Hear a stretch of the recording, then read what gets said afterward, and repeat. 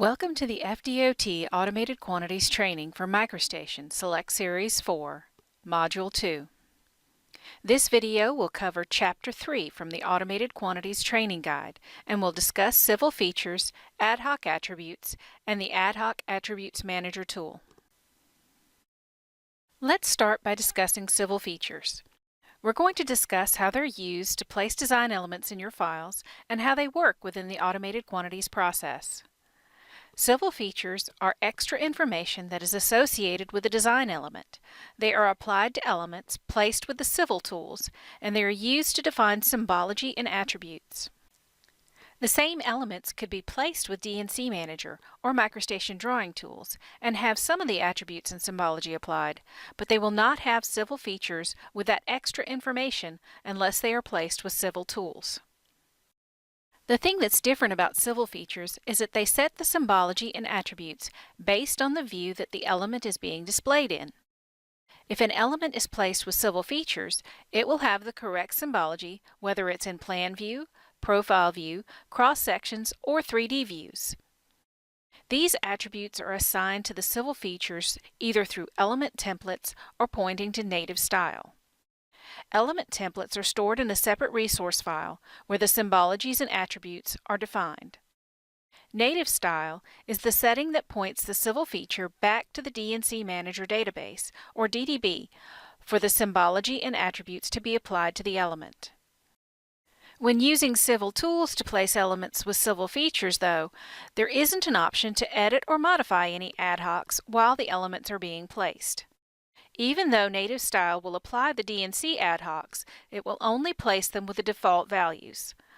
A lot of these AdHocs need to be filled out. For instance, any design notes that need to be associated with an element would have to be added. When the element is placed with civil tools and features and native style, it will place the AdHoc for design notes, but the value will be the default, which is blank.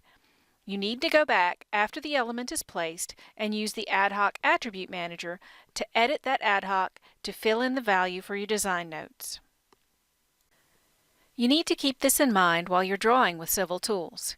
If there are any special AdHocs that will need to be edited, you need to go back and use a different tool to edit those AdHocs. We'll go over the AdHoc Attribute Manager to show how to do this later in this module. Another thing to keep in mind with civil tools and features is that the D&C Manager Set option may not work to change the attributes or AdHocs. When elements are placed with civil tools, they also have civil rules applied, and depending on the rule, this may keep the Set command from working properly. For more information on civil tools and features and modeling tools, those are covered in more detail in the FDOT SS4 Roadway Design and 3D Modeling Training. Exercise 3.1. Draw Guardrail with Civil Tools. In this exercise, we'll set the Civil Tools taskbar and look at how to set civil features. Then, using the Civil Tools, we'll place a section of Guardrail with civil features applied. First, we'll need to reopen MicroStation. Open the FDOT SS4 desktop folder and double-click on the FDOT SS4 icon to launch MicroStation. Once MicroStation opens, verify that you are in the Training Dataset Project folder and select the DSGN RD01 file, then Open. If you didn't save settings in the last module, you'll find your design file opens to the last saved settings.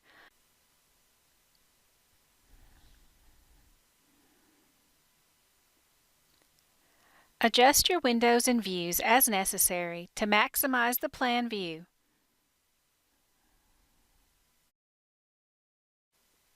And zoom to the top left or northwest corner of the new intersection.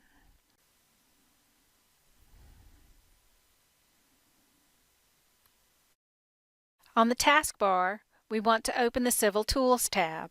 Click on the Root tab, Tasks, then click on the Civil Tools tab to expand that group. And expand the Horizontal Geometry tab. If you're following along in the training guide, the next step is to select the Single Offset Entire Element tool. That's on the next to last row towards the right side. Just hover over the tools to get the tooltip to make sure you select the right one. You can set your features from that tool, but the pull-down doesn't expand in that dialog, so it makes finding your feature a little more difficult. I'd like to show you an alternate way to set the feature that can make it a little easier to see, and you can find and set your features from here. If you look in the middle of the first row on the horizontal geometry section, you'll find the Feature Definition toggle bar. This bar can be stretched, and it makes it easier to navigate through the tree list of the features to find the item you're looking for. From here, you can use the Feature Definition pull-down to see the listing of features. This list is similar to the D&C Manager listings, but you'll find that these are all in alphabetical order. We can expand the Plan 2D folder, then expand the Guardrail folder to see the Guardrail options. Following along in the training guide, we want to set the feature to Guardrail LT_TL2. Once you have this selected in the Feature Definition box, you'll need to activate the button to the left that sets it to Use Active Feature Definition. Going back to Step 3 in the training guide, we'll now go back to the Single Offset Entire Element tool. You'll notice that now the feature definition is set to use Active Feature, and the default name is already populated with Guardrail LT. You can accept the default name. It will increment the name for each element placed, so they each have a unique name. You'll notice that with this tool activated, there are prompts on the cursor. There are also instructions in the bottom left corner of your screen. Make sure you read and follow these prompts. The Single Offset tool operates like the Copy Parallel microstation tool. We want to select the paved shoulder line and offset it -5 feet. Notice that when you select the line, there is an arrow that appears on the line indicating the direction that the line was placed. In some cases, the direction of the line can affect your placement, but in this case, we don't need to worry about it. You can set the offset in the dialog box or by just typing it in through the cursor prompt. If you just type in 5 and move your cursor to either side, it will adjust to positive or negative depending on which side of the line your cursor is on. Data point, which means left click, above the line to place the guardrail and follow the prompts. Left click or type Enter to keep the mirror set to No. Select the next segment of paved shoulder and follow the prompts to offset it -5 feet.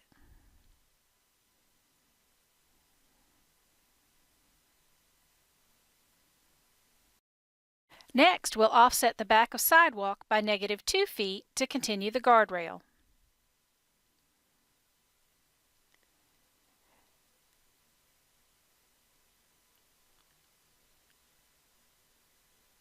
Once you have all the segments placed, we'll use the microstation Modify Trim to Intersection tool to make sure all the segments are connected with no gaps.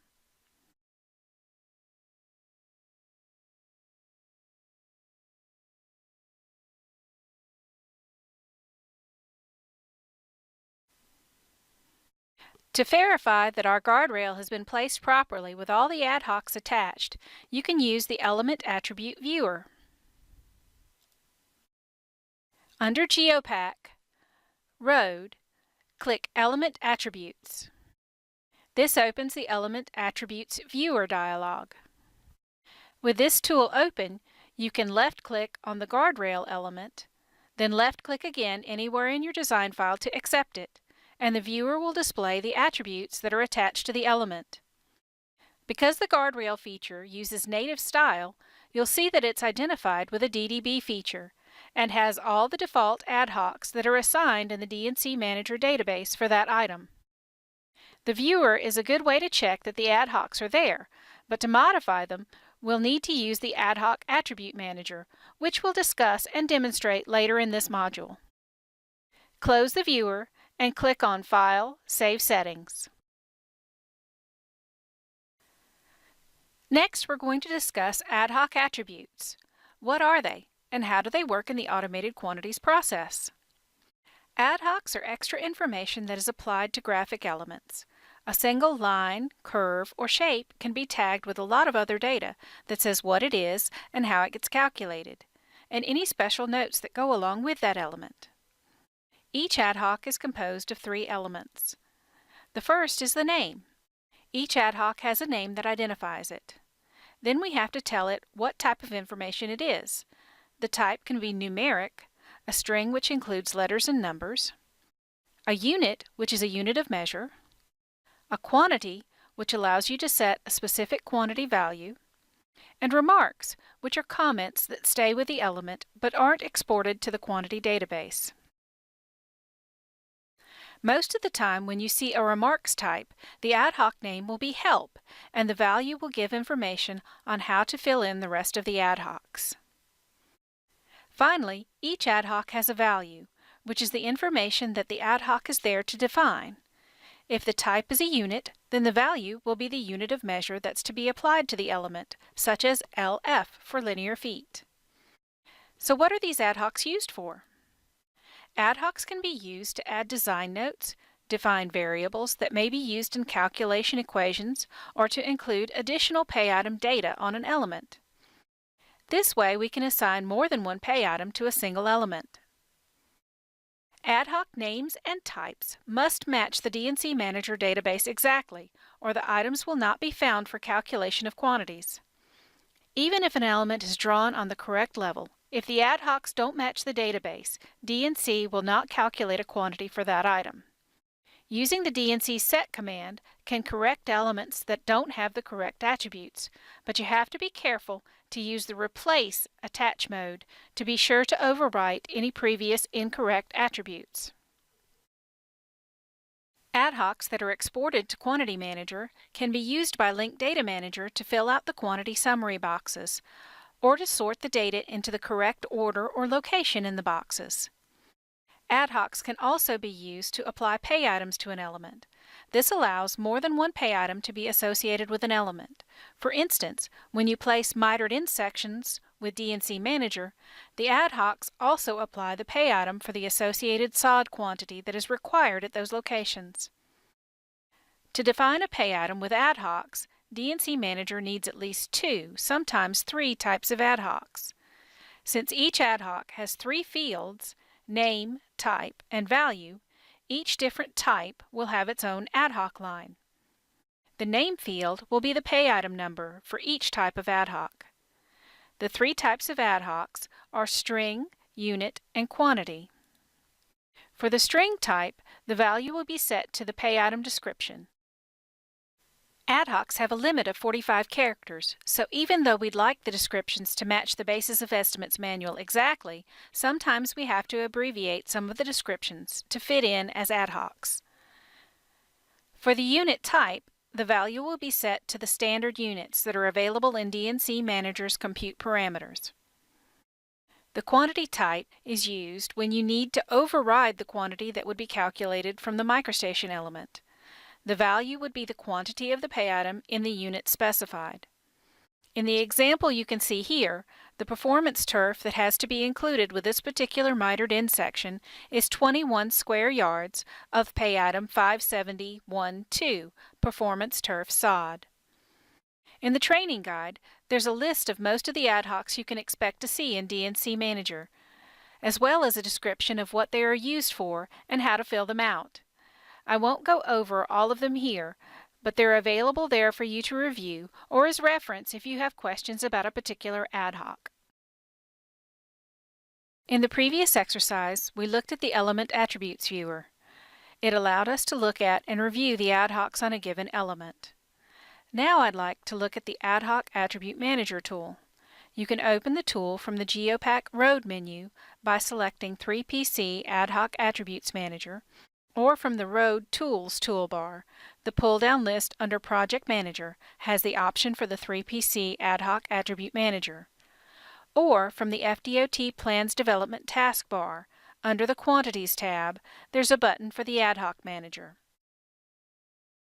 The AdHoc Manager dialog can display, identify, and modify the AdHocs on design elements. Looking at the buttons, the first is the Attribute Display Filter. Then there's Identify Element, Set Attributes, and the AdHoc Scooper. On the right side are the Add New Row and Delete Row buttons. The Display filter opens a dialog that allows the designer to display and filter elements based on AdHocs. And the AdHoc Scooper scans all elements in the current selection, determines all attached AdHocs and associated information, and creates an output file. Those tools aren't used very often, and you can refer to the Geopack Road help files and search on Geopack Element Attributes to find more information on those tools. In the next exercise, we'll go over the Identify Element and Set Attributes tool to help us view and set AdHoc attributes. Exercise 3.2, Tagging AdHoc Attributes. In this exercise, we'll use the AdHoc Attribute Manager to view the AdHocs on elements we placed in the last exercise. Then we'll use the tool to edit those AdHocs and review the changes. Continuing in MicroStation from the previous exercise, let's open the AdHoc Attribute Manager. In the FDOT Plans Development taskbar, in the Quantities tab, click on the Open AdHoc Manager button. In the AdHoc Attribute Manager dialog, select the File Menu option, then select Preferences. On the Preferences dialog, change the set mode from Append to Replace. This is a very important step since the tool will not change existing AdHocs when the Append set mode is active. It would only add new ones. It's probably a good practice to always leave the set mode on Replace. Click X on the Preferences dialog. Now we need to click on the Identify Element icon. Then select the guardrail that we drew in Exercise 3.1. You'll need to left-click again anywhere in the file to accept the selection. The list of AdHocs should appear in the dialog box. This tool is very sensitive about what order things are clicked or selected in, so be sure to follow the prompts in the lower left of your screen and follow along with the training guide carefully. Notice that you can expand the dialog box and expand the fields to make it easier to read the AdHoc information. In the dialog box, click in the Value field on the Design Notes line and type in Protecting Steep Slope. This isn't necessarily a note that's required for a design. It's just an example of how you would note special conditions or something specific that needs to be pointed out in the summary of quantities that's not already included in the table format. In the drawing, use the Selection tool to create a selection set of all the guardrail elements we placed in the last exercise. Back in the AdHoc Attribute Manager, click on the Set Attributes icon. You'll get a pop-up alert that you're going to set the attributes for a selection set. Since this is exactly what we want to do, click Yes. After you click Yes, don't click anything else. While you still have the selection set active, click the Identify Element icon again. Notice that the arrows that were grayed out are now active, and you can scroll through and review each of the items that are in the selection set. When you're in this mode, the AdHocs are read-only, and you can check to verify that all the elements have the correct information applied. If you click on the Identify Element icon again, it will clear out the selection set. Just a note to be extra careful when setting the attributes for a selection set, either with the AdHoc Attributes or the DNC Manager Set command. If you select a bunch of items in your selection set, then set the AdHocs, it will overwrite anything that was already on them. For instance, if you had a special design note on one or two elements, those would get removed and replaced with the value you're setting on everything else. You only want to apply AdHocs to a selection set if you know that all the AdHocs on every element in the group should be identical. That completes the exercise from the training guide, but I wanted to show the Add and Delete Rows options. If you have an element that is somehow missing an AdHoc or needs AdHocs added or deleted to match the DNC Manager database, you can use these tools. Remember that the AdHocs on an element have to match the DNC database or they won't calculate. So don't just add extra lines of AdHocs for notes or you won't be able to export your quantities on those items. Let's say I've accidentally deleted the Sort By AdHoc on this item. In this case, I'm doing it on purpose, but we'll add it back. I'll click the Delete Row button. Oops. Now I'll click the Add Row button and enter the name and type just like it was before, in the same format that is defined in the D&C Manager database. I'll enter Sort By in all caps. Then I'll select the type, which is string. Then delete the value that's showing as 0 and leave it blank. If you ever need to double check what ad hocs are supposed to be on a particular element, you can find that element in D&C Manager.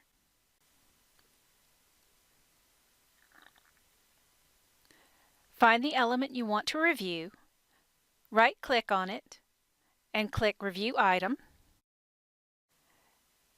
Then click on the AdHoc Attribute button and review the list of ad hocs there. Close the dialogues, close AdHoc Manager, and save settings.